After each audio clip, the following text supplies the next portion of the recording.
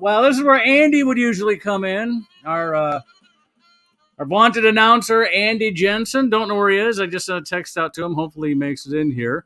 But Sammy's here. So we're ready to get going here. This is the off night. This is the night where comics get together and we basically talk about our lives, our gigs, our memories, our funny road stories, anything that trips our trigger. I'm going to bitch a little bit about Angel Hernandez today because I don't care who doesn't care about sports. I mean, you know what? I think this is Andy right here. Hey, let me see if it's Andy in our stream here. I'll see if he makes it in there. Andy, my friend. Hello, what's up, guys? Where you at? You just missed the intro. Sorry about that. Had to start without you. Oh, yeah. I wasn't late, was I? Okay. Yeah, well, it's 8:01, and I started the show at 8:00. I try, really, Andy. We can't always get off on time, but I try. So. Okay. Well. You looks like. Are you doing an on the road? Are you doing an on the street, man on the street piece on the street thing? I'm actually at the Barnes and Noble. I would have guessed that. If you'd asked me. And 6 Mile. You were right by my house. Come on over. Really? You are right by my house. You head east on 6 Mile. Let's see. You cross the freeway. After you cross the freeway, 1, 2, 3 lights, and then 2 streets on the left. Go 3 traffic lights and 2 streets on the left. I'm on the left-hand corner. I'm the only house that you can see between Wayne and Levan that has blue siding. Everybody else has got that earth tone shit. Everybody gray or brown or something like that. So, okay, I'll text you my street number if you want to come over. Yeah, sure. Let me do that. All right, I'll text it to you. Were you just going to go in there and do the show from Barnes and Noble? Well, I was thinking about it. I was going to try and get a book, and then talk to you about it and stuff like that. So. Oh, well, get the book, whatever you need to do. But first, this is part of the show. This is part of the show, though. You're here now. Here's the part where I always ask you, "How was your week?" Oh yeah, week's been pretty good. Running around a lot. Are you still running around? The highlight was going to the open mic, so that was pretty good. Oh yeah, we saw you last night at the ale house. Yeah. It has some really good acts there. That guy from Toledo was pretty good. Yeah, he was good. Scary, but pretty good. I know, and those are the people I want back. I'm not one of these. Everybody gets a chance, and we're in this together. And fuck that. If the show sucks, that guy's not on the show anymore. I mean, there's people that you'll notice the prime spots go to the best comics. Yeah. Oh yeah. Yeah. So that's pretty good. That's I still think that is her name Veronica? No, Vivian. Vivian. She has a real good. Oh, look at this guy. Is that a walk or a dance? What's he doing? I'm not sure. He's walking in his socks. He's hanging onto his shoes. Turn it back around. He's taking his shoes and he's carrying them. Now, yesterday when it was 85, that would have made sense. Today in 55-degree weather, I'm not sure that's so. Yeah, I'm not quite sure. Well, to each his own. I guess it's a different world up here in your hometown. So. No, well, actually, you're in the next town over. I'm just saying you're just a couple miles. The next town over. Okay. Yeah, you cross the freeway. Then you're in my town. Now she has a really good style. And I was going through and I heard that a lot of the older style, like our act outs and stuff like that, are kind of passé. So somebody described the new style as a TED Talk. Everybody's doing TED Talks. Well, I don't know. I think you get a lot of mileage out of act outs. Yeah, I think so. I mean, they're not for everybody. They're not for everybody. What can I say? Yeah. So it's kind of like that. Kind of described Vivian's sort of style. She's there. She's talking about her life in sort of a TED Talk sort of format.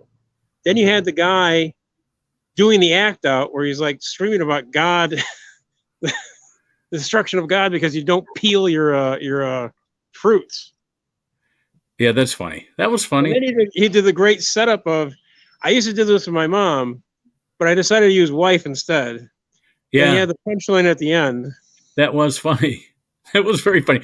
But the thing is, that is so far from that setup of wife and mom to that punchline that I'm wondering, how many audiences are going to go with that. My recommendation is always, don't separate that stuff by too much unless it's a callback where you got a big laugh on the original joke. You know what I mean? Well, yeah. Well, I think it was interesting because he set it up as a callback, like from the beginning.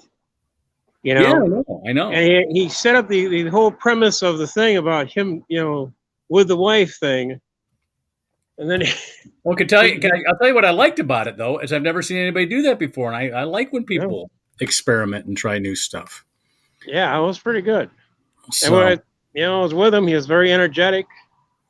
And he was like, although I think the scream just stopped everybody in their tracks. But it was you were watching, So that'd be interesting to see how he adjusts that. So all right. Well, I thought we were going to talk a little bit more about your week, and I did. If you're driving anybody from the Middle East around the Midwest or something like that. So no, haven't heard from the lady from the Middle East. I'm trying to think what else is happening this week. Mostly just trying to get caught up on stuff. Not much else. Sammy came in early, so let me get him in. I was just about to introduce him when you popped in. So okay. I'm going to bring Sammy in here, and we can, since we're talking about comedy, let's get one of the oldest pros, the oldest vet in the game here. Here, ladies and gentlemen, welcome back to our show. Here's Sam Greenfield, ladies and gentlemen. Scientists have said that excessive use of marijuana can make you very, very sleepy. That's adorable, said cocaine.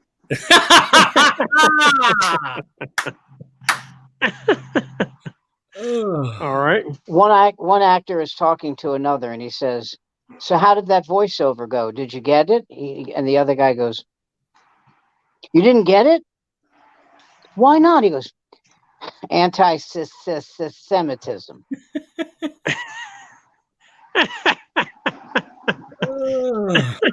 I got a million of them. I know you do. All right, who's doing feedback? I'm going to Washington, D.C. All right. At the next week, Saturday, for my niece's son's wedding. All right. And he owns 2 bars. And he really took it up the butt during COVID. Oh, man. He couldn't stay open. Really? No, could not stay open. But he's open now. So here's the thing that's funny. When we get there, some of the people are going to go to this bar in a section of D.C. called Georgia Avenue. And when Cass, my daughter, was looking at colleges, we went to Howard University. Naturally. And no, first base. Yes. And I said to her at the time, I said, "What did you think?" And she said, "Well, it's nice, but I think the neighborhood's a little dicey." I said, "Okay." Here's the difference. When I took my girls to Howard, and I didn't take them for school. I took them because they like going to Washington because they like to go to a black neighborhood where it's not the worst neighborhood in the city. I understand. So because Detroit doesn't, and they just like going to Washington. My hometown. They enjoy that it's a black city that doesn't look like the ghetto. That's very true. It doesn't. Yeah, and so that was their impression. Their impression of Howard University was, well, it's like Ann Arbor. Yeah, it's a book about Ann Arbor. It's more like Ann Arbor. You know what impressed me about Howard? I don't know if impressed is the right word, but when I was at people Howard, get up and they tell their story. That's where I went to school. When I was at Howard, I thought it was huge. I thought it was a big school. And when we went back this time, I thought, God, this thing is like 8 square feet. Yeah. Yeah. And I remember when I was living in LA, I was dating this girl who went to UCLA. And I could not get over the size of UCLA. How enormous that school is. Yeah, walk around Michigan State sometime. Oh, I know. I've walked around Michigan State. Yeah, well, how many days did it take you? Damn near killed me. It's a huge. Well, the thing about Michigan State too is that they've got farms on campus. Got so what? I mean, they have farms. They do. Oh, it's an agricultural school. They do agricultural. Yes, an agricultural school. So they do agricultural research. So, if you walk all the way around the perimeter of the campus, you've got a 3-day walk. I'll tell you a place that staggered me for its size. Stanford. Oh, yeah. Wow. I mean, UCLA is big. Stanford is big. It's really, really big. Yeah, I got to check back in on Andy here. Oops. All right. Let me see. Andy's right there. Yeah, I know he's right there, but I took the sound down because he had a lot of peripheral. Yes. Okay. All right. He's shoplifting. He's in the store. He's either conducting business or I think it sounded like they were asking him what he was doing because he was trying to explain our show to the staff at Barnes. And it wasn't working at all. It wasn't working. But I love these man on the street pieces Andy does because they're so natural. They're not. You know what amazed me about it's not like he's a stooge like Guillermo or Larry Bud Melman or something like that. I mean, he's a real person. Larry Bud, is he alive? No, he's gone. No, Larry Bud. No, he's passed away long ago. At least 20 years gone now. He was gone before the show stopped airing. What was his name? Calvert DeForest. Thank you. This information that is useless to anybody but our show. Well, it's since it's our show, what else matters? Yeah, truly, it's true. By the way, I wanted to ask you about this. What do you think should happen with Bill Murray based on his behavior? Okay, all right. Now here's one you're gonna have to explain to me because I don't know what Bill Murray did. Bill Murray. I know they stopped production on his show on a movie. Bill Murray threw an ashtray at Richard Dreyfuss, doused a woman who he's working with. I mean, recently? Yes, in the past 3 months. Now he's Richard Dreyfuss and Bill Murray created one of the comedy classics. What about Bob? What about Bob? Yeah, and that's when he threw an ashtray at him. Well, that's 20 years ago now. Okay, but the dousing the woman with water was very recent. His attitude towards Lucy Liu with Charlie's Angels almost got him fired from the show. Wow. He's just a dick. He really is just a bad guy. Don't hire him then. Well, here's the thing. I agree with you, but he's so good at what he does, and Hollywood forgives a lot. Yeah. That's what this is about. Hollywood forgives a lot. So, but I wouldn't hire him again. I mean, he doesn't give a shit, by the way. He's richer than Croesus. But now Andy and I, we cannot side with him because we have a connection to Lucy Liu. Yeah. She used to work over at the Main Street Comedy Showcase. Was she nice? She was super. She was nice. Yeah, she's still nice. She wasn't. Yeah, she wasn't Lucy Liu yet. She was just Lucy Liu, the waitress. Now she's Lucy Liu. Lucy Liu, the international. She was Lucy Liu, the girl from Queens who went to Michigan as a waitress. Yeah, exactly. I can't remember what she went to study, but it was not theater. That was. I'll tell you something. A friend of mine East Asian studies. A friend of mine met her and said, I heard you, this is like 3 years ago. I heard you had some problems with Bill Murray. And she goes, just like I'm saying it to you now, I won't talk about him. He made Drew Barrymore cry. Wow. Yeah. So she won't be doing he won't be doing her talk show. Well, I mean, and I remember at one point he admitted, he said, yeah, there's a part of me that even I don't like. Then correct it. Yeah. Then I don't buy that shit. Then correct it. Part of you is a dick. Correct it. Yeah. Okay. You're not emotionally handicapped. You're 60 something years old. Grow up. What I want to see happen to him is he fucks with somebody and they punch him right in the mouth. Just haul off and slug him. Mm-hmm. Which leads me to Donald Trump, who was just cited for contempt. All right. Before we get into all that stuff, I got that here. Yes. Let me read Susan's poem, and then I get all that stuff Let's out of the way. Let's do that. We'll talk about that. All right. Here's Susan Sweetman's poem for April 25th. Michigan COVID cases are on the increase. Ukraine war is raging, and still there's no peace. Journalists are targets in Putin's bad war. Refugee crisis. Do we need to hear more? Zelensky asking for help. This isn't ISIS. Blinken and Austin meet in Kiev about the crisis. Retired Senator Orrin Hatch passed away. Macron reelected. The French celebrate today. Much mayhem on masking and what's right for you. Don't travel instead. Why not go to the zoo? Canceled flights, soaring car rentals, visit the pub. Did you hear? Cabrera joined the MLB's 3,000 club. Miggy. By the way, if that hit had been a double, and he's already gotten 2 singles since then, but his next double makes him one of only 3 players that have had 500 homers, 600 doubles, and 3,000 hits. The other 2 are Henry Aaron and Albert Pujols. Losers. By the way, 500 homers, right?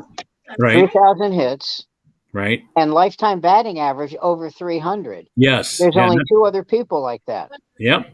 Yeah. You're right. I want to tell you a great baseball story. I've been dying to tell you this, and I haven't. Okay. I love baseball. I love baseball. Bob Boone, who is the grandfather of the manager of the Yankees. And he was the catcher of the Phillies, right? That's correct. Okay, thought so. That's correct. So Lou Brock is coming to town, and as you know, Lou Brock was a great base stealer. Sure. And Bob Boone had thrown out. Whom, by the way, Willie Horton cut down at home plate. Yes. And a great block by Bill Freehan. An all-star, a Hall of Fame block by Bill Freehan. Bill Freehan, people don't realize this. He was enormous. He was a house. Man. Here's the thing, and people are so there are 3 people that Tiger fans want in the Hall of Fame. Bill Freehan, Mickey Lolich, and Lou Whitaker. Maybe Whitaker. The other 2, no. Lolich could not. Lolich would be a phenom today. Oh my God, yeah. All the complete games he had. I mean, it was just unbelievable. But Freehan, Freehan grew up in Detroit, played for Detroit Public Schools, then played for the Tigers his whole career, then retired, and they talked him into becoming the coach at the University of Michigan, where he won a couple of NCAA titles. I mean, wouldn't it be great if he wrote an autobiography that was entitled "I Hate This Fucking City"? He'd never do that. You know what? This city sucks. He just passed away last year. He developed Alzheimer's disease and moved up north to be. He didn't want to be near all his fans while they deteriorated, so he moved up into the mitten, up north. What's that joke that Dangerfield said to his wife? Is there someone else? Oh, there's got to be. Someone else said there's got to be. I got to tell you, you know what I'm saying, My dog, Boone and Brock. You got Boone has at this point thrown out 17 runners in a row. Wow. And he was saying, they asked him if he's worried about Lou Brock, and he said Lou Brock should be worried about me. And there were just all these headlines about it, in the paper. Yeah. So Lou Brock gets on first, and that sounds like an orgy. Anyway, Lou Brock gets on first, and he never took a huge lead, because his philosophy was, if you take a huge lead, you have to dive back into first, and that's how guys get hurt, because the first baseman will slap his arm off, hitting, tagging you, and that tells on you as time goes on, and just enough that you can get back to the base standing up. Because if you're fast enough, and Lou Brock was fast, you don't have to take a huge lead. Right. So Lou Brock takes a 2.5 step lead, and someone yells, "He's going!" And Boone is up and throws a strike to second base. Unfortunately for him, the person who yelled "he's going" was Lou Brock. Nah. And it so unnerved Boone that Brock stole 3 bases on him. Oh, man. It so unnerved him. And they asked Brock, "Man, you really screwed over Boone." And he said, "I didn't screw over him. I promise you that if the opposite thing had happened, no one would have said, 'Oh, poor Lou Brock. Oh, no, screw him. No, pay attention next time.'" As somebody who coached base stealing to high school kids, I got to tell you, you steal on the pitcher more than you steal every time. more than Every you steal time. more than you steal on the catcher. Virtually every time. They give these catcher stats. Okay, so a catcher throws out 33 out of 38 or whatever. That's fine, but you know what? He's got to work with his pitchers starting in February on what that motion is going to be, how you look somebody back. Because I was a catcher when I played in high school, but when I was a coach, I knew what to look for in the battery, in the pitcher and the catcher, to know what to steal on. So you always catch the pitcher in the mistake, never the catcher.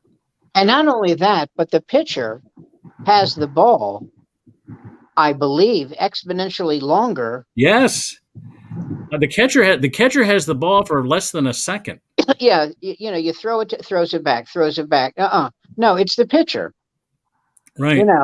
The only thing that helps the catcher is a good catcher sees the guy going, right? Doesn't have to look at him. He gets his peripheral because vision. he's got a baseball. What am I saying? A field wide look. He has a field wide look, and so when that ball's coming in, you can see them starting to get up. They can't. They got to be careful not to block the view of the ump, because they do want to get the call, but they have to be in that. They have to be. Oh, ready. that reminds me. Did you see Schwarber lose his shit? Was that Angel? Can I interrupt for a quick second? Sure. I'm at 6 Mile and Wayne. You've passed my house. Turn around.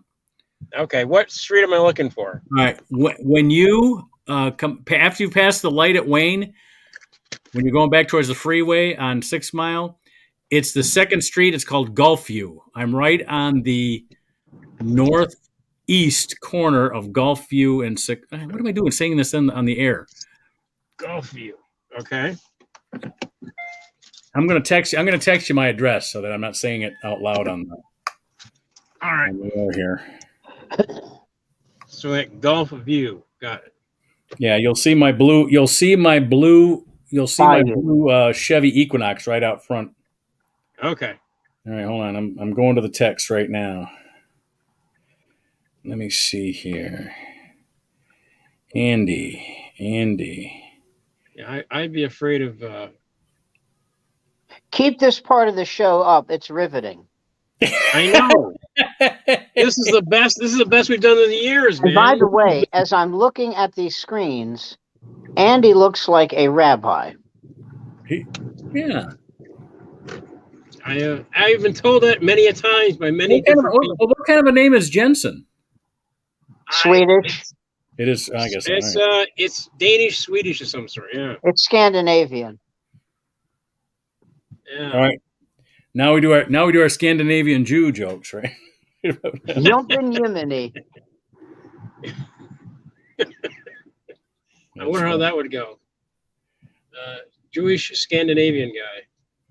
There you go. You just put that the address I just sent you. You can put it into your GPS. That'll get you here. All right. You're in Denmark. You're in somewhere Denmark. Yep, I'm in. Yeah, absolutely. Yeah, just broadcast it. Tell everybody. Sure. I mean, Denmark. You're in Denmark. I'm in Denmark. Exactly. I'm in Denmark. Another Scandinavian. Jumpen Yemeni. Can somebody explain to me how Denmark, Norway, and Sweden are Scandinavian, but Finland is not? Who says it's not? The Finnish. Oh, they're fags. Yeah, I already worried too. Okay, Weird. So we're looking for a blue equinox. Well, there was. Now there's some consternation with Russia because Russia doesn't want Sweden and Finland to join NATO, but they're thinking, well, look at what you did to Ukraine. Did you see how much money the United States is giving to Ukraine? I'm sure it's enough. A lot, because Blinken, whose cousins are winking and nod. No, but Blinken. Why? Thank you. Whose cousins are the Secretary of State. He's and the Secretary of Defense. They went over to Ukraine, and they literally said, "Our pocketbook is open. How much do you need?" No shit. Because Zelensky was bitching. He was saying, you keep saying you're going to give us something. And I'm sorry if it sounds nervy, but you're not giving us it. And they said, what do you need? And they just loaded them up. Poland is in NATO now, right? I don't know the answer to that. Yeah. Well, yes, Poland's in NATO. Sweden and also Sweden and Finland are not. Finland are not, and they're wanting to join. Because of this, what the Russians which is upsetting Putin. Well, what's stopping them? The same thing. If Russia does to Sweden, the dues. Jesus. No, I mean Sweden has been neutral all through even the World War II. So they've always been neutral. So they wanted to maintain that through the rest of their existence. But now that's what you need right now is neutrality in this day and age. Not to put a fine point on it, but when Norway showed up, it's not like the Allies went, "Woo, Norway's here," So yeah, it was more like, "Wow, who's gonna give him some money?" I don't know. Let me tell you something. You fuck with Lilyhammer. Yeah. Speaking of Lilyhammer, that was a great show, a TV show. If you ever see that, watch Lilyhammer. I'll make sure I check it out. I'll Lily your hammer. Lily, I can't find you. I don't know where you are, man. You know what I watched today? This is one of those. There's a berm out in front of our house that separates 6 Mile from the residential portion where we all have our driveways. All right. That tree outside your window looks familiar. Put your camera back outside. I never knew what a berm was until Hurricane Sandy hit us. I think you might have. That house. Oh, those houses look familiar to me, but I know they're not on my street. So I think you might have gone too far the other way. Yeah, I'm gonna head back to the beginning, and then I'm gonna. You sent the address on my email. I sent the address. Just put it in your GPS and let the phone take you there. Oh, okay. All right. Let me follow up for a few seconds. That's fine. Sam and I we're going to talk about Angel Hernandez while you're gone. All right, well, good. Hey, I do have a book here. What's it called? I have a book. 100 Tigers. 100 things Tigers fans should know before they die, and do before they die. Hey, yeah, So- Briggs Franks are a Michigan product. That's something I know about Detroit fans, Tiger fans. What's that? Briggs hot dogs are a Michigan product. Really? I've never heard of Briggs hot dogs. Are you thinking of high grades? Nope.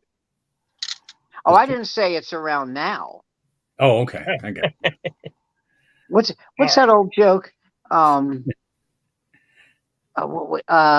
You're clapping your hands. Why are you clapping your hands? To get rid of the elephants. I don't see any elephants. See? You see? See? It worked. Well, that's like in the movie Reds. Yeah. When the old man, the old Russian, is telling jokes to Diane Keaton, and she's laughing hysterically, and Warren Beatty gets a little jealous, and he tells a joke, and he walks up to this guy and he says to him, I want to apply for a job here as a firefighter. And he goes, well, how do I know you're a good firefighter? And he goes, well, I forget what it is. I put out something. He goes, oh, I put out the elephant fryer. And he goes, there aren't any elephants here. He says, no, not now. and Diane Keaton looks at him like he has told the worst joke ever. I got to watch that again. Oh, it's so good. I remember liking it back when that came out when I was in college. 1981. Yeah, I would have been a junior in college that year. Yeah, 1981. I was just starting to get. You know who's great in that movie? Jack Nicholson. Yeah. Was Warren Oates in that film? No. Oh, Do you see the certainty with which I said that? Yeah, you said it with a lot of certainty.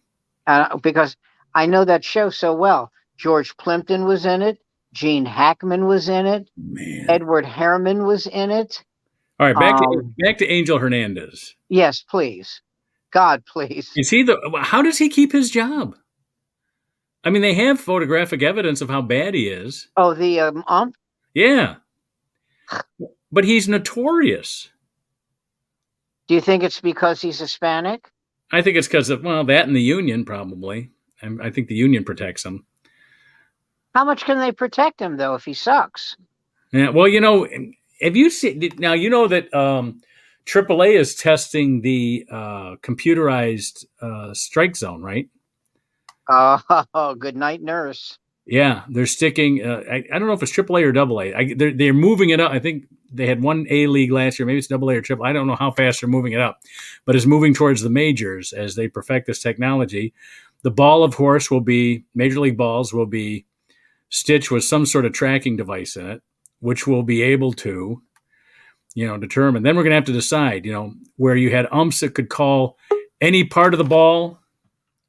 Any part of the ball over any part of the plate is a strike, or the whole ball has to be over the whole plate, type of thing. I think they're playing with fire. Yeah, I don't know. I think that our kids will get used to it. I think you and I think, oh, that's not baseball, but you and I will say, well, back in my day. Exactly. But my kids will go, I'd rather have the right call, and the umps are still going to be behind the plate. They're going to have to call guys out, and they get those reviewed anyway. They're getting second guessed by New York all the time anyway. Did you see what happened in Yankee Stadium today? With the guy that went nuts? No. That was Schwarber. Okay. No. They were throwing shit. No, that was yesterday. You talked about it. Sorry. They're throwing stuff at the Cleveland players. You know what they said? Tony Kornheiser, on Pardon the Interruption, had the perfect answer for this. You videotape the people in the stands, and they never go to another game again. That's what you do. Before the show, we were talking about Ron Artest and the fan that held him was the one who threw He never went back to a Piston game. He was thrown out for life. Which is amazingly stupid, since he wasn't the one who was assaulted. Excuse me, he was the one who was assaulted. Well, he threw the first soda at our test, though. That's who I'm talking. Oh, you mean that guy never went back? That guy never went. The guy. Oh, who I thought you meant our test. No. The guy who. Yeah, Andy, you weren't here for this, but you remember what happened with Ron Artest? That he got soda thrown on him. This was like in 2004, something like that. So almost. Anyway, 20, yeah. He thought this one guy threw the soda at him, and he went after this guy, but the guy didn't do it. And another guy in the stands held Artest back, so they wouldn't beat this guy up. The guy who held him back was the guy who threw the soda. Well, God bless that guy, because he was making sure that an innocent man wasn't getting his ass kicked, He's also the guy who started it all. Yeah, that's true. Yeah, one of the worst fan brawls. Is Andy frozen? I think Andy's frozen. You know what? He might be in my driveway. Keep talking, Sam. I'm going to go check. All right. See if we can get him back in here. All right. This is exciting. Exciting.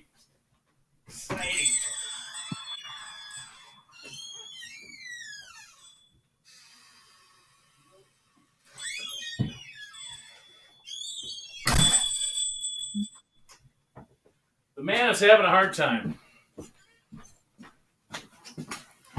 He is not in my front yard, so wherever he's frozen, it's not frozen on my property. He's a popsicle. He looks like it. He looks like a little Santa cookie. Oh man. God, these glasses I have, I look like a gay fashion designer. You have a different look each week. You come up with a different name. I try my best. Last week you were Cosby's kid, or not Cosby. You were Magic Johnson's kid. This week, still hot. This week you're still hot. Did I tell you about that? We need to talk about Cosby documentary. You've told me we've had at least 3 shows where we spent 15 minutes talking about it. I'm obsessed about it. I know you are, and the reason I'm obsessed about it, and I won't go into it in detail because it's too much.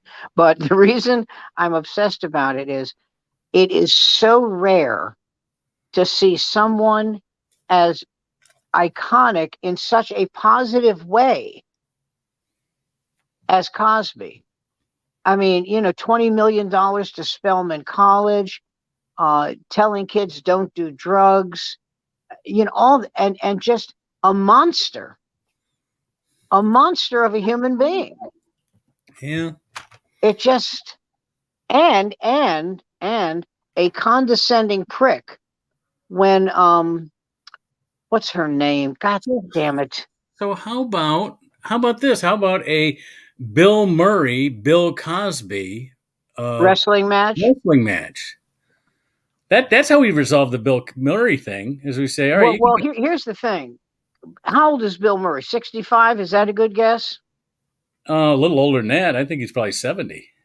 Okay, so he's 10 years younger. He was on Saturday Night Live in 75, 76, so that would have made him at least like 21 then. So he's got to be 70. So wait. So that's 25 and 22 is 47. So 68. Yeah, he could be 68. No, he's got to be older than that. You're assuming he's older than 22 when he got into Saturday Night Live. Yes, I am. Okay. So let's say you're right. Well, so he's still 10 years younger than Cosby. There's no reason to quibble about this when we have Google right at our fingertips. Well, you do. Oh, that's true. That's true. Hold on here. All right. Look, it'll say Bill Murray shot dead in a bar fight. Here we go.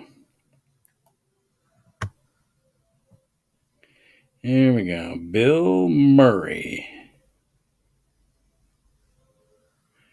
American actor, Bill Murray. I think Andy's back. I am back. There he is. Bill Murray is 71. Wow. 71. Wow. He'll be he's got a lot of mouth for someone that old. And he still hasn't had his birthday yet this year. He'll be 72 in September. Yeah, he really does. I mean, when if you're 72 years old, you're a prime candidate for ass kicking. Hey, Andy, while you were gone, we badmouthed you terribly. Yeah, I checked the front lawn and I didn't see you laying out there. So no, it was so bad it made me send mad. me your some of your address via the phone, your phone number. I did. I thought I did. Hold on, let me go back there. Andy, are you lost? Oh, hey, there's the doorbell. Is that you? No, that is not me. Oh, I am lost. I'm in his place, but I'm lost. All right. Well, somebody's ringing my doorbell. That's very esoteric, Andy. It says still tap. I've never seen this before. It says still sending. Tap for options. So now I gotta tap this damn phone for options. Hold on. Let me get tap. Oh, all right. Hold on. Here we go. I think I got it now. Now I think I'm sending it. Where were you? I literally went outside and you locked the door. Well, yeah. I literally made an announcement. All right. Oh my god. Hi, friends. Yeah, that's my daughter greeting you guys. Hi there. How are you? I'm okay. Hello. She says she's okay. All right. Did you get it? All right, I'm looking right now. Hang on a sec. Yeah, pull over. Don't do it while you're driving. Oh, Andy, you heard that in the state of Michigan, we can't look at our phones while we're driving anymore. You should never be able to do that. Well, guess what, my friend? I got a ticket in New York. Last time I was in New York, I got a ticket for using my phone while driving because in Michigan, we build the car so we drive them any damn way we want to. So. Well, I do that all the time. And I got to tell you something. The last time I texted and drove, the next day, I got the chills thinking about what would have happened if, because my wife and daughter were in the car. Uh-huh. And I just thought, and I never did it since. It gave me such a sense of horror that something bad could have happened. Because normally, the worst thing I do is eat my wife's trail mix.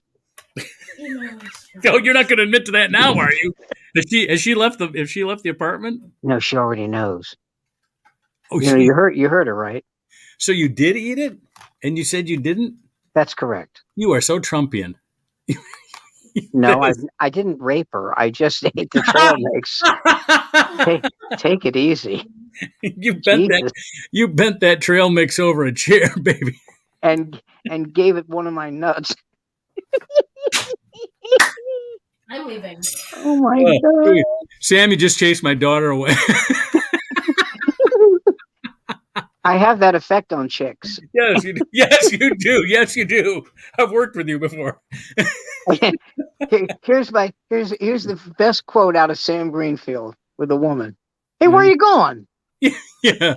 Sam Greenfield, the chick magnet. The opposite pole, but a chick magnet nonetheless. Hey, it can repel or attract. That's right. It's up to her. It depends on which end she's. I'm going to tell you a story that I love this story. Mike Saccone? Yeah. God, what a tragic life he had for a while. Ugh. Two wives died. Yeah. Man, and just but a lovely guy. Is he back in New York? Because I knew him in L.A. when he was out there briefly. Is he in New York now? No, he's in KC. No, he's in L.A. Is he in L.A.? Okay. I think he's in L.A. Anyway, just a lovely guy. I mean, I know him from working with him. I'm not, I haven't really kept up with him. The last time I saw him, friends, that's about it. So the last time I saw him was at the Bellagio. His wife was the one who passed away most recently. Was a manager at Olive. Now you don't know Olive; it's a restaurant at the Bellagio. You ready? Yeah. Cheesecake, $16. That's expensive. You think? Yeah. So what happened to his third wife? Wouldn't eat the mushrooms? Hello. Oh my God, that is so funny. See, only comics think that's funny. Yeah, that is. You don't know Bob Posh. Bob Posh was a mentor of mine who put me on anytime I walked into his room, and he was one of these guys. He was a troubadour. He started out as a folk singer, but he would do jokes between songs, right? And it was like a 5 or 6 joke set between leading into the next song. Well, when the comedy craze hit, it was like he could get bookings as a comic, so he just took all his songs. He was, he'd do 3 hours in a dinner club, right? He just took out all of his music and strung all of these, 5 and 6 minute sets together to put himself together a headline set. And so started working comedy clubs. Well, he loved my act. And he says, anytime you want to come by, and he would put me up on stage. So I got a lot of my experience through Bob Posh. Years later now, I've moved back from LA, and he's sort of in semi-retirement, and he's bought a couple of businesses with his comedy money, and he's sort of he did indoor pool restoration. So he's working like with rich families in Bloomfield Hills and shit like that. But we'd get up on stage, and we did this thing where we told the joke about the prisoners who would just tell the number of the punchline, and that's everybody. So we tell that, and then we'd say, well, that's what we want to do for you now. We just want to tell the punchlines for all the jokes that we've told over the years. And he would do like a musical interlude between each punchline. So we'd be kind of like, talk to each other, stuff like that, but we just do the punchlines. Well, what was great about it was he had people that had seen his show so many times that they knew the jokes too, not just, and they got a kick out of it. Oh God, it was just so much fun just doing this song with telling just the punchlines from these old jokes. Very fun. I wish we had recorded it. God, it was so funny. Do you know the joke about the 3 prisoners who escape from jail and are caught and brought back? And the warden says, all right, because you tried to escape, you're each going to get 3 lashes with a whip. But we're a progressive prison, so you're going to have oil rubbed on your back to lessen the pain. So, Jones, you're up first. You want the oil on your back? Yeah, please. And they put the oil on their back, and they whip him, and he's screaming in abject pain. Even though, he has the oil. It's horrible, right? And then Wilson comes up. Wilson is a guy who has more hair on his back than is on the floor of a beauty parlor. Andy's at the door. Keep telling your joke. We're listening. Okay. And so Wilson is this big brute of a guy. And the warden says to him, do you want me to start it over? I will. Wow. Over here. Where? There? Right here. Yeah. All right. So I'll adjust here and have the seat here. Let me get on my phone. We'll just do it. Oh yeah. Yeah. So we don't have. Do you want me to start it over? I will. Yeah. Start the joke over because Andy just got here. Okay. I'm switching the camera so we can both. Okay. So here's the joke, Andy. These 3 guys escape from prison and they're caught. And the warden says to them, all right, the punishment for escaping from trying to get out of prison like that is 3 lashes with a whip. But because we're a progressive prison, we are rubbing oil on your back to lessen the pain. So Jones, you're up first. Do you want oil on your back or not? And he goes, well, of course I do. And they lash him and he's screaming in abject pain, even though with the oil.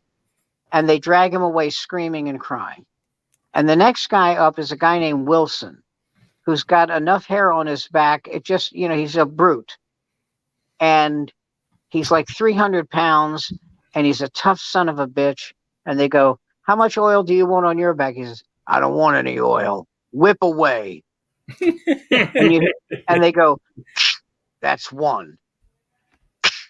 That's 2. That's 3. Kiss my ass. And he walks off. And the third guy up is Cohen. And the warden says, all right, Cohen, what do you want? He goes, on my back, I want Wilson.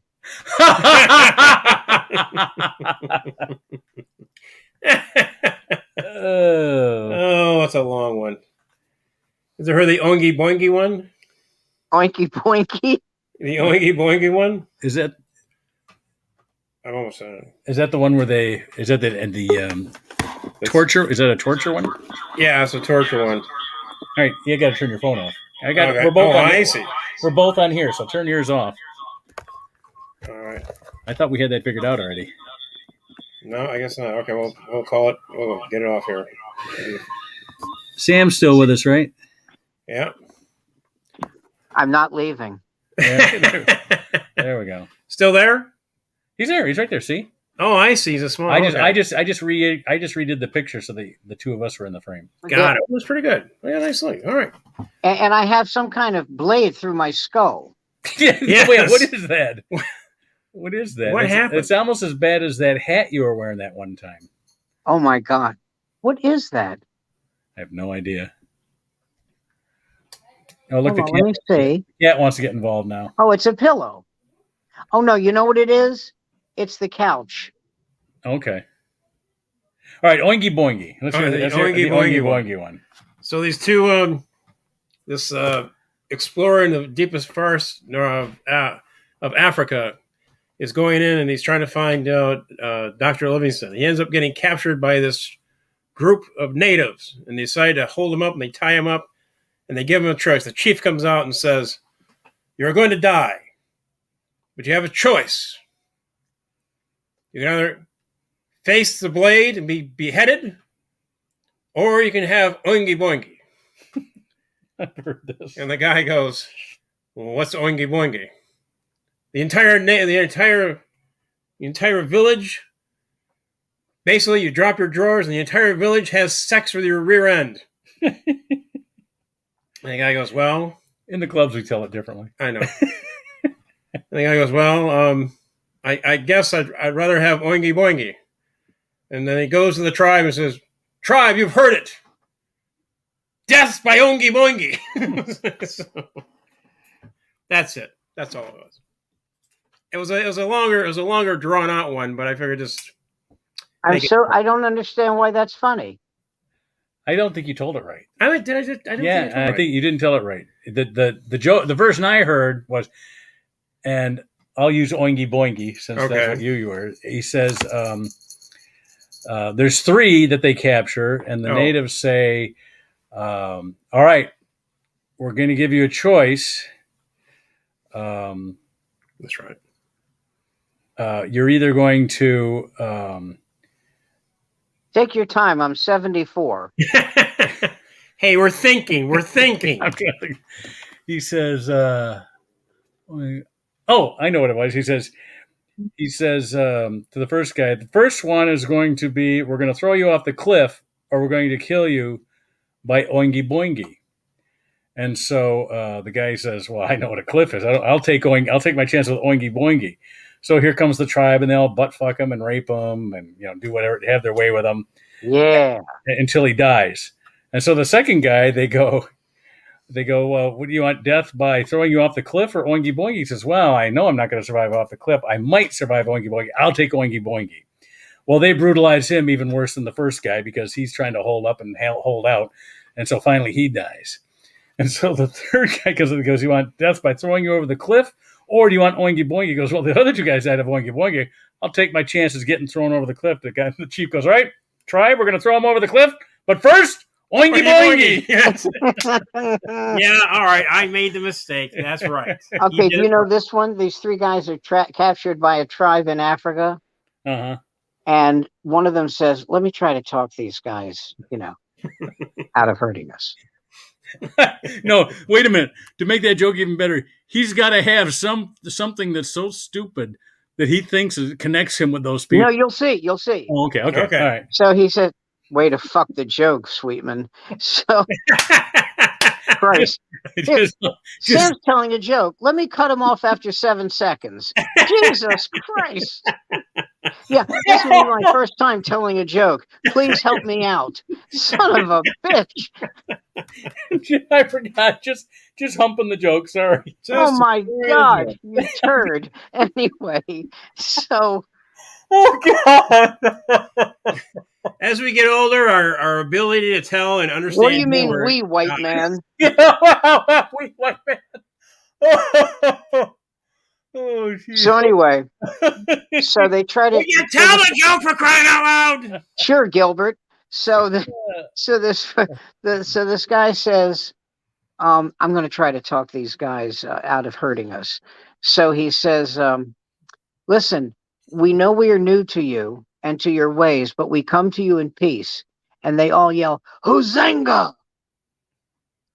And then he says, "We are a peaceful people. Do not be misled by the fact that we are of different cultures. And they all go, Huzenga!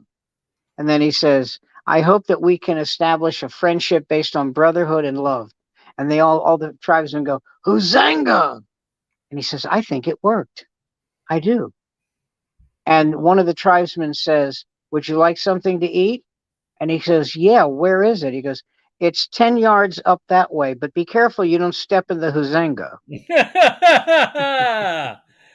Yeah.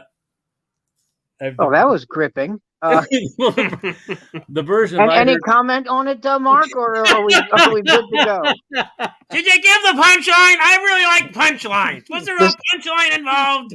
Because really, by the way, you should do a joke. You should do a punchline with the joke. By the way, I heard this is so funny. You know, Gilbert used to be on the Howard Stern show constantly. Oh, all the time. I did. Oh, by the way, after we talked about it last week, I did watch that clip of the time they had the guy and he was trying to interrupt every time. That's what I was just about to tell you. I laughed. You said something about it last week, and I went back and I Googled the clip and I watched it on YouTube. Very funny. Very. Oh my God! You know, it was so great because the guy sounded like he was about to go out and grab a gun. Oh man! Did I tell you Gilbert was my neighbor? Oh, I never knew that. No. He lived like 300 feet from me. Oh, okay. And with his wife and kids. God, I feel so bad for them. Oh man, to lose your dad at that young an age, shit. I know. I know. That's and I'd see him. I'd say, "Hey, Gilly, how's it going?" He goes, "Hey, how's it?" You know, so quiet. So, oh man. Yeah. Yep. So he and I did a gig together at Rascals, New Jersey, in West Orange, New Jersey. Yep. Excuse me, West Orange, New Jersey. Yep. And he made me laugh so hard. So Gilbert, I've never seen this before. Gilbert bombed, really bombed. And so we finish the show and we get paid. And Gilbert says, Sammy, have you ever sucked cock? And I said, no. He said, oh, because that's what my routine just did. Big, wide dicks. God. Oh, man. Do you know what he did? If I say the name Louis Ferranda, do you know who it is? He was manager at Caroline's. Yes. Okay. I know who you're talking about. But he used to be the manager at Catch. That's probably where I know him from then, because I don't know why. I don't know where this started, but Gilbert hated him. Despised him. Now I don't know that for sure, but I assume he did, because whenever Gilbert saw him, it's either he thought it was, but it wasn't funny. You know, Louis Ferranda didn't take what I'm about to tell you as a joke. And he goes, so Gilbert says to him, hey, faggot, am I going up next? Hey, cocksucker, I want to know, am I going up next? Hey, jizz jockey, am I just and wouldn't let up. And wouldn't let up. And so finally, you know, Louis says, that's really funny. That's really funny. He says, oh, you don't think that's funny? How about come on your sister's face? Is that funny? You queer side. I'm going, holy shit. I mean, he's not even trying to be funny. He's not even, you know, it's not even entertaining. Yeah. He just was railing on him. Huh. And who the hell knows why? Okay, so it's Boston 85, Brooklyn 73. Yeah, they don't have a chance. Steve Nash, unemployment line. Did I tell you? I told you what I thought they should do, right? Oh, I didn't tell you. No, you did. You proposed a trade. You're going to send Kyrie. That's right. Ben Simmons and Kyrie Irving, and you're going to especially Simmons. My leg hurts. Get out. You know, and I feel bad for all the other Australian players that come after him. So, you know what you just reminded me of? What? What's his? I can't remember the guy's name, but he goes, You know, the O.J. Simpson trial is really tragic for a number of ways. But one of the ways is, what woman dare name her child Orenthal? It's probably a family name. You know the name. You know Orny Adams, right? Yes, I do. Okay, nice guy. He had a Showtime special. He killed. Yeah. He crushed. You want to know something about Orny Adams? I don't know if everybody knows this or not. He has never, ever done an unpaid show. Wow. How impressive is that?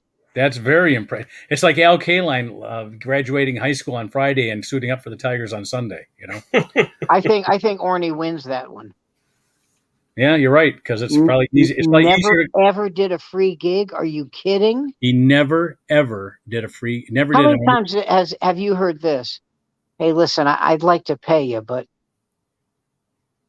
yeah. Anyway, well, I mean, because he says he never did an open mic. Anytime when he first got into it, he was in Boston and they were paying at the time. I mean, you remember that. You remember the go-go times when, you know, if he looked good, you know, or somebody spoke for him, you know. So in the Jerry Seinfeld documentary, Comedian. Uh-huh. I don't know if you saw it. Yeah, he's in that too. Yeah. This is in that. So if you remember this, then it won't work. But anyway, the hell with it.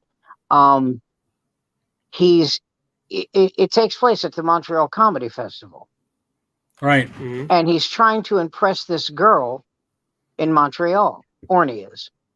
Right. And he says, read that to her.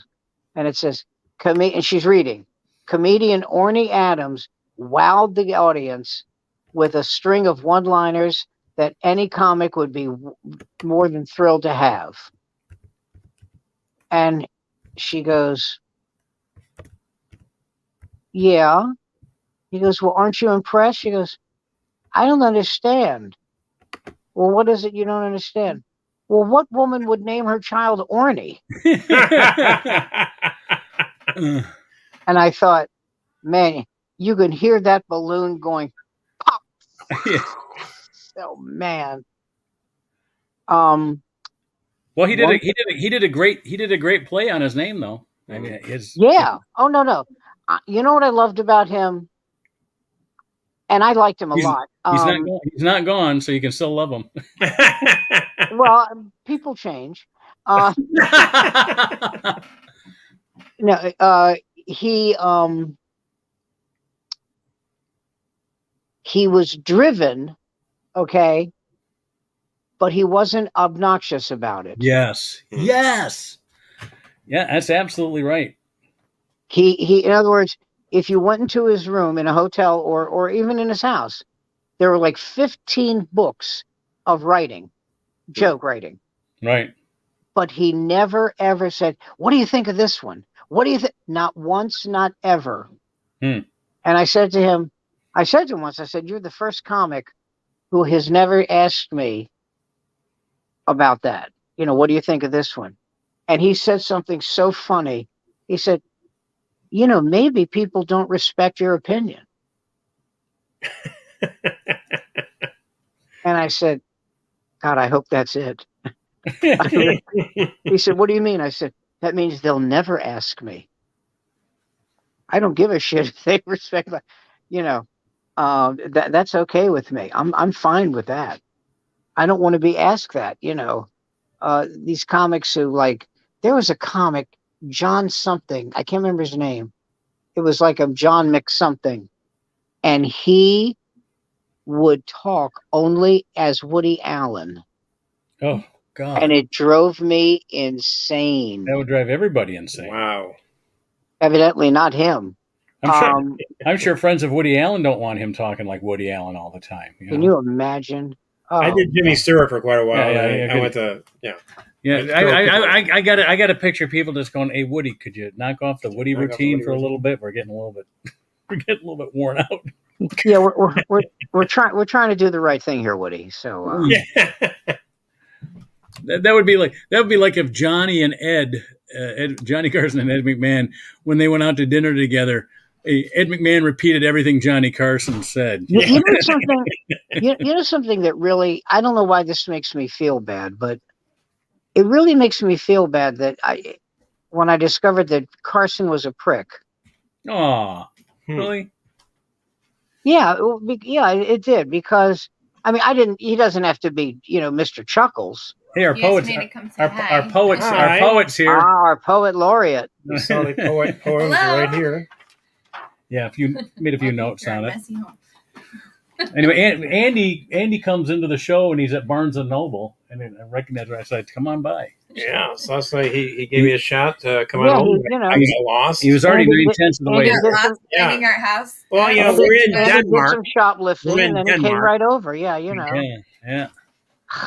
But it was so I just he invited me over, and I thought I'd come over, and I love this place. This is great. Okay. This is fantastic.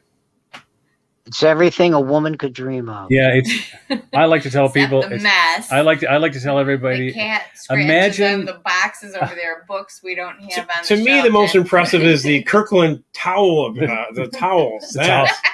That to me says planning. We go through a lot of paper. We go through a lot of paper towels. This house looks exactly like you'd expect a comic, a paralegal, and 8 kids to live. Yeah, exactly. Oh, yeah. This is. Let me ask you something. Yeah. This game I'm watching. I mean, I'm listening to you, of course, but this game that I'm watching. Yeah. Right now. The Celtics and the Nets we're talking about, right? The Celtics and the Nets. The Celtics are up 14. Okay, yeah. You got that? Yeah, they're going to keep the lead. Don't worry about it. The game is. This is the third period. Yeah, they're still going to keep the lead. And Mark off for you. No, I know that. But what I'm saying is, suppose it was the fourth quarter. Uh-huh. And the game and the Celtics were up 27 points with 4 minutes to go. And the Celtics say to the Nets, "You want to call it a day? You still have these up. You want to just end it now?" They still have these out. I love this. Okay. What do you think they would say? Oh, I didn't even. What do you think they would say? I think that the league would probably say don't. The league would be. Yeah, I don't think you can walk on a game. The league would be very upset if you did that. I mean, they're upset when coaches pull their teams off with 5 seconds left and crap like that. You know what I mean? They I remember Detroit did that. Yeah. You know something. When people talk about someone who's not a good teammate, and they talk about Kyrie Irving, I'd like to introduce them to Isaiah Washington. What was his name? Isaiah Thomas. Yeah, that's who I like. Yeah, meet him. He was a sore loser, that's for sure. Terrible. Terrible. And you know the thing. You know the reason he got away with it? Yeah, because his face was in the shape of a smile. We didn't replace. Do you remember that? Yeah. Always looked like a big smile was on his face. But he was a dick. Woo. Yes. Perfect. That's what I always wanted. He brought us 2 championships, though, so we're not too upset with him. Adrian Dantley was supposed to be on those teams. Cool. Yeah, and he got rid of Dantley and brought on Mark Aguirre. Yeah, because they were buddies from high school. Because they were buddies. Yeah. You know, it's funny when I'm not going to say I'm a Pistons fan, so I'm not going to say I'm sorry. No, listen. I understand that. You know, same thing with. I just watched a great video of how much Larry Bird and Bill Laimbeer hated each other, and in Detroit, Bill Laimbeer was a hero because he was every Detroiter. He was no talent. You know what I mean? And had to play. He didn't have to play dirty. He played as dirty as he was a dirty player. He really was. He had to play. He had to play as dirty as he had to. Basically. Do you remember when Robert Parrish beat the shit out of him? Yeah. Yeah, I do. We had tons of man. The worst one was when Rudy Tomjanovich got beat by Kermit Washington. Remember that one? Can I tell you how much I remember it? Kermit Washington was from Washington, D.C. Uh-huh. Kermit Washington went to American University. In D.C.? Wow. Yes. Kermit Washington was the only player in the history of American University who was a 2020 player. He's doing a little better. Wow. Cool. Okay. Cheese right. And Kermit Washington was 6'9", 230. Wow. And that punch came from 1 foot away. He misses the dog. She doesn't. Yep. And Tomjanovich was lucky that he kept his eyesight. He was. Did he ever play again after that? I don't even think he played again. I don't know. I don't think so. He coached two Rockets championship teams, though. Yes, he did. Cool. Yes, he did. And I remember they said to him, "Do you regret not playing anymore?" And he said, "No." So I thought that was really sad. Well, we still see him quite a bit. You know, he was a U of M graduate, so we get to see him quite a bit. The thing that was terrible about it, well, besides the fact he got, so he was maimed, was that Kermit Washington was the most soft-spoken, easy boy. Yep. Non-confrontative, but he felt him coming up on him. Not as thick as it used to be, though. And he panicked, I guess. So it has. But man, they never forgave him. Good stuff. Articles I can read in the time I have to read. Oh, by the way, that guy that Mike Tyson beat the crap out of. Yeah. You know that guy has a criminal record as long as your arm. Really? Yes. Oh, did you see, you know who Peter Fogel is? Peter Fogel? Yeah. He's a comic. I know who he Comedian. is. Peter Comic? Fogel? Yeah. Yeah. Today he used to park in our driveway all the time in LA when he went on the road. But anyway, I saw he posted on either Facebook or Instagram or something like that. He posted a picture. He was sitting behind what's his name? Tyson? Mike Tyson today on the flight from Atlanta to Miami. Was he the one that got beat up? No, he's the next. No, not Peter. The next flight, the flight back that Tyson was on. Peter had Peter Fogel. I don't think is his name Peter. Peter Fogel, yeah. He did something that was so nice to me. A couple of people did this, and I was very touched by this. When I had cancer, Peter Fogel said, "You have to get well. I will be very upset if someone with your sense of love and happiness is gone. You have to get well." I thought that was really sweet. Yeah. Nice. And then he went, "Oh, wait a minute. Is this Greenfield?" Shit. Sorry. You know who else did that? John Henson. Oh. And the thing that I loved about, something I loved about Henson, he was doing his act, and John Henson. I'm in the audience. He was on a TV show. Yeah, Talk Soup. That was John Henson, right? Yeah. That John Henson. I loved when we'd throw that fake punch. Oh God, that was funny. Anyway, he looks at me. He's on stage, and I'm sitting in the audience watching him because I thought he was funny. I enjoyed watching him. Right. And he wasn't. He was bombing. I saw him bomb a couple of times. Yeah. And the reason he was bombing is, and I never say this, the audience sucked. They sucked. They were too stupid to get the jokes. There's just no getting around it. They were morons. And he looks at me and he goes, "Try to understand what I'm about to do." And I thought he was going to pull a piece. I swear to God. Talk about me when I'm gone. So I killed him, said the diminutive comic. So he said, he looked at me, and he looks at the audience. He says, "I don't think you're listening. So let's try this." And he turned his back on them and did the rest of his act that way. Wow. And he got off stage, and they were completely, they were too stupid to be mad.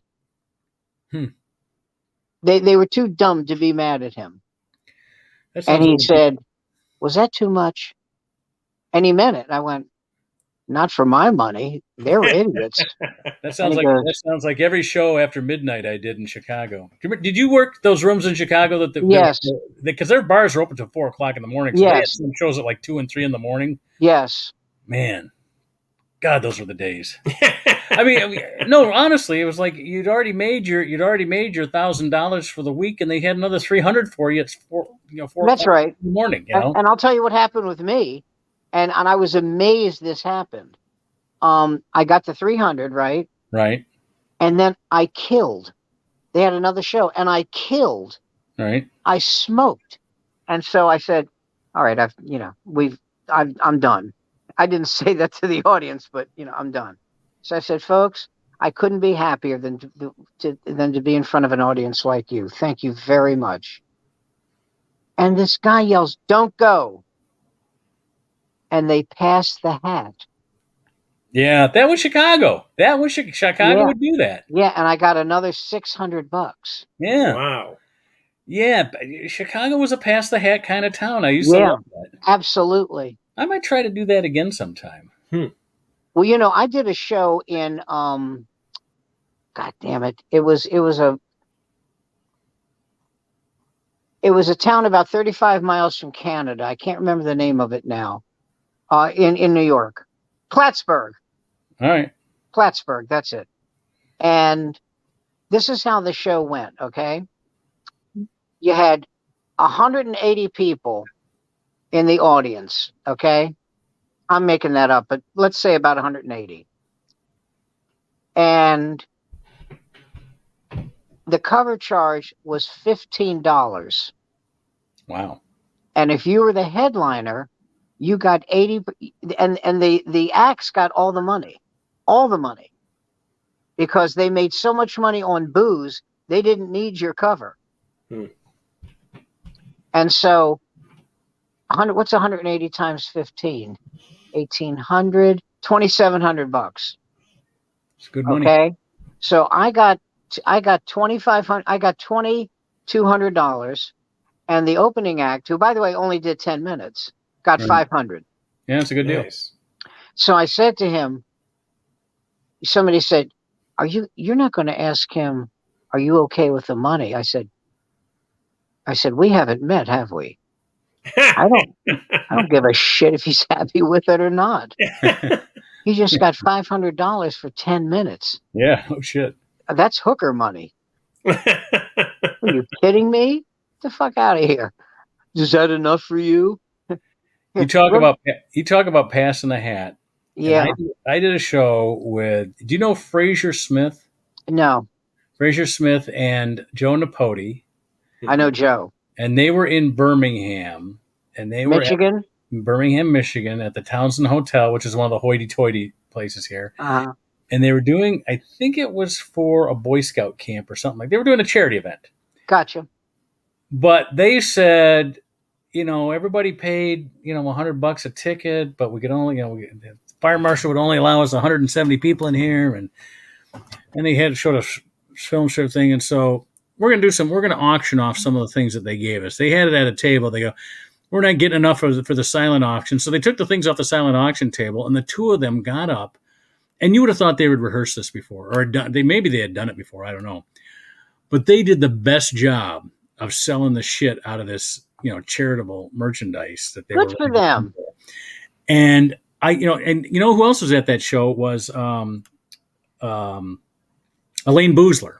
Oh, and Elaine and I sat there, and we were just like, oh, wow, we got to hire these guys for our charities, It's like these guys, and they were so good. It was so. Joe was up on stage, and Fraser was the one that was out in the crowd, going after people, and they were like, it was like Abbott and Costello doing fundraising. It was, I mean, they were dead solid perfect. It was so much fun to watch. I did a show. I'm sorry. Please go ahead. Anyway, I just when you were talking about passing the hat, I was thinking about that. Now that wasn't for them; that was for charity, and I don't know if they would have done. I did a show one time themselves in Vermont, and it was snowing from the time I left till the time I got there. And it was in Boston, and the traffic was horrible. Okay. And then I get up there and I have this nightmare that I'm going to be frozen to death. I mean, it's seriously. Mm-hmm. And I finally get there. Now, my hair was much longer than it is now. And I had showered and I had a ski cap on. So when I took my ski cap off, I looked like Raggedy Andy. Hey, okay. Yeah. And I get off, Yeah. I get there and I'm furious. I am so mad. Not at anybody. I'm furious about the weather. I'm furious about the way my hair looks. I'm in a rage. And I get on stage and my entire act is telling this audience to go fuck themselves. My entire act, and they love me. You understand that? They adore me. And this girl goes, "I think you're great." I go, "I think you smell like olives." And she goes, "See, he's great." And I go, "You're a moron. Holy shit. Oh my God, you put the tar in retard. Oh my." And the audience cannot get enough of me. Oh man. They can't get. So I was supposed to get paid $300. And I said, "I am done. I hope you all fucking die in a fire." And they're laughing so hard, they're coughing up blood. I mean, it's just, and they go, "Please don't leave, please." And they pass the hat. And I get ready, another $1,400. You know, wow. Wait. Okay. So the owner of the club comes up to me and go, "Oh God, here comes Sam's ass whipping." And he goes, "You're the greatest act we have ever had here. Can you come back next week?" I go, Yeah. "Really?" And I went, "Oh, really?" I said, "Yeah, sure. Yeah." And I thought, I can't do that again. I just can't. Yeah. I mean, I won't have the same anger. I won't have the same energy. Yep. I just won't. Do you remember? Do you remember Stevens in Lansing? Can't think of his first name. Who's the guy Stevens in Lansing? Oh yeah, he was there was the what's the name of that club? It was called Connections. Connections. But and he worked for Yoder. Yeah. But yeah, he was the club owner that taught Yoder the concept of summer money. I can't. Oh God. Oh, listen, I got to tell you this joke. Was it Joe Stevens or John Stevens or I can't remember. I thought it was Mark Stevens. Was it Mark Stevens? Was it? But anyway, I'm sorry. Go ahead. I did a show for him, and we're talking like 87, 88, something like that. And in my show, if I got a heckler, at the time I was doing a thing, I says, well, all right, you want to, if I couldn't get the best of a heckler, I'd invite them up on stage, and they could never do this once they were away from that darkened, from that comfort zone. Yeah. And so you come up on stage, if you can joke off better than I can, I'll get off the stage. You could just joke off all by yourself. That was the big line I got, and that everybody laughed at, and everything. That usually kept the guy quiet for the rest of the show.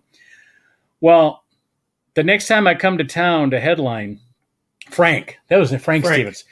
Frank's got me billed as Mark Sweetman. Come take the heckler challenge. I go, no. Oh God, no. Oh Jesus.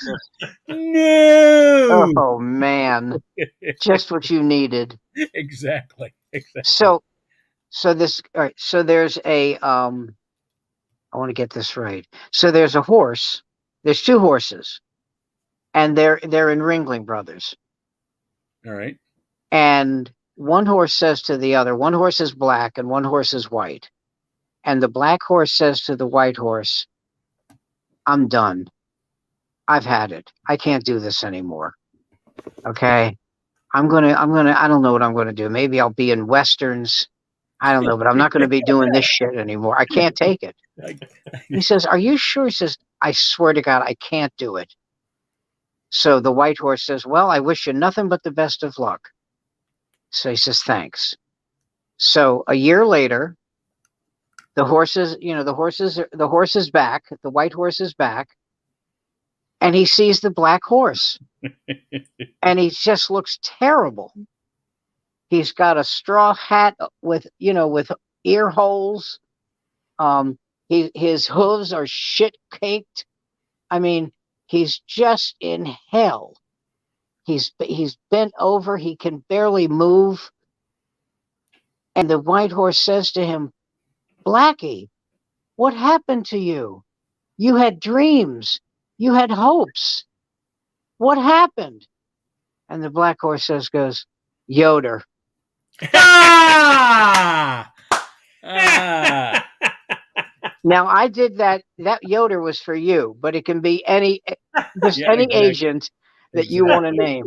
When I first heard the joke, it was, what happened to you? Barry Katz. Exactly. Oh man. Yoder. Yoder. You want to hear You a know great what Yoder did to me that I'll never forgive him for? He booked me with Ron Ramey. Oh my God. And I said to him, this is why I was mad. I was furious at him. It was the only time I came, I don't know if you can see this. Here, this close. Where are you, Sam? Yeah, an inch away from saying, screw you, I'm not doing the show. Because I said to him, I said, I'll do a show with anybody. I'll do it with Hitler, but I'm not going to do it with Ron Ramey. I won't. And he goes, okay, go ahead. I'm sorry. Did you ever do Traverse City? No. They had at first they had a hotel room like every other club does, but then he decides he's going to, the guy who owned the club also invested in real estate up there. And so he had us upstairs in a 2-bedroom duplex, the upper half of the duplex. The lower half was a home for wayward girls, basically girls who, the girls that would go to their aunts, when they were pregnant. Hubba, hubba. Yeah, exactly. But anyway, it was so funny because I was working there with Ricky Barnes. I don't know if you remember him or not. But anyway, we get there, and one of the bedrooms did not have a door on it. So I call up Yoder, and I said, John, one of these bedrooms doesn't have a door on it. And he says, well, I told you when I booked you, the headliner gets the door. I said, I thought you meant the ticket sales. Oh my God. That's hysterical. That is, oh, by the way, Nets are down by 4. No shit. Yep. Shit. With 6 minutes to go in the game. Oh, they got a shot. I don't know if they can do that 4 times, but especially since let me say something to you as someone who has watched this team over the years. It's over. Yeah, they got to win 2 in Boston. That's not going to happen. I'm just talking about with this game. Oh, yeah. Oh, no, it's over. Yeah. The headliner gets the door. I thought I meant. Oh, that's hysterical. That is hysterical. The headliner gets the door, and the opening act gets the gate. Exactly. Oh my God! I can't get enough of that. Jesus. Yoder used to book people too that, and Sobel did this, but Sobel wasn't as sneaky as Yoder was. Sobel would let you know, look, Sam is flying in from New York, and you're the middle. You're going to drive Sam around. During the. You remember that, right? When Sobel, of course, you'd drive with the middle act. Yoder would be sneaky about it. You'd end up sharing a room in South Bend with the middle and the opener. Middle and opener would share a room in South Bend. Or he'd only hire openers that had decent cars, and so that's gigs. There was a guy who worked. That explains so much. There was a guy who worked. He was out of Tulsa, Oklahoma, and he had a line in his act where he said, I'm from Tulsa.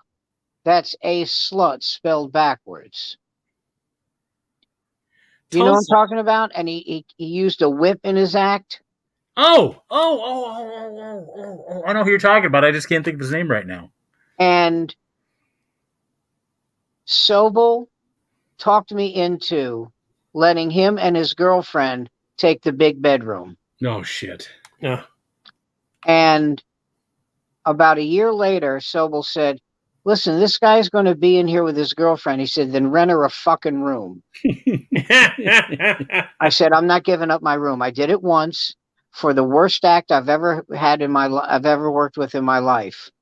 It's not happening again.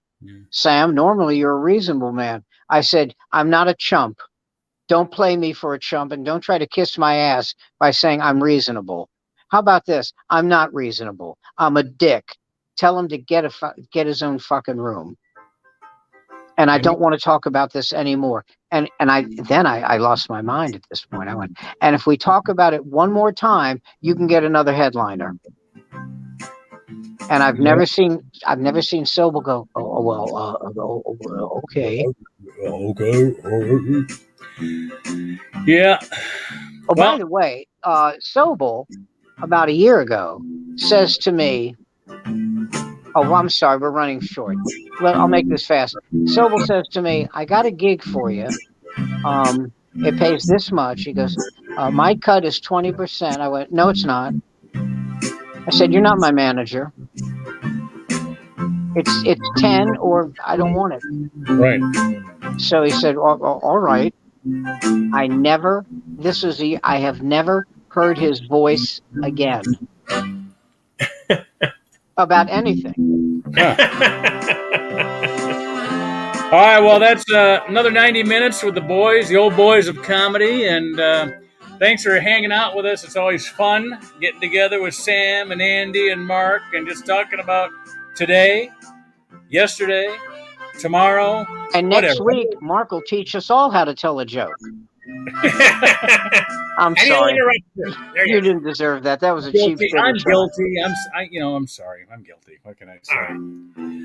I will try not to do Gilbert Gottfried. Anti-Semitism. That's my favorite.